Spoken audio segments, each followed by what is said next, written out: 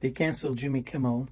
They canceled The Late Show with Stephen Colbert because they dared, even gently, to criticize the fascist direction of the new American regime.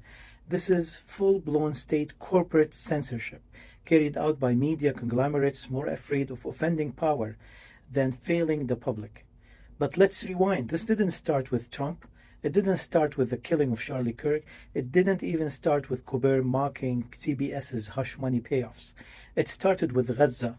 It started the moment genocide became normalized, when mainstream media refused to call it what it was, when journalists were silent as US bombs flattened homes, schools, and hospitals, when they refused to report that 20,000 children have died and that entire cities were wiped off the map. Now there are 680,000 deaths.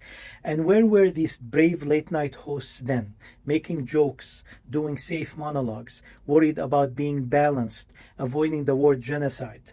If they and all of us had stood up when it mattered most, if we had spoken out as Gaza was turned into a mass grave, we might not be here today. We might not have reached a point where dissent is a career death sentence, where satire is treated as subversion, and where silence has become the safest form of survival.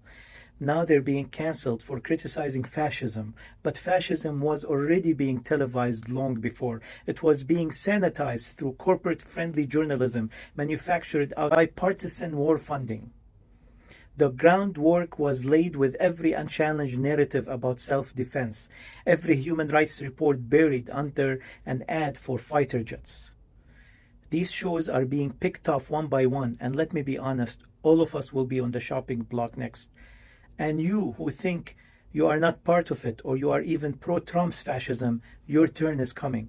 Because once you're silent on genocide, you have no ground to stand on when the news tightens around your own voice.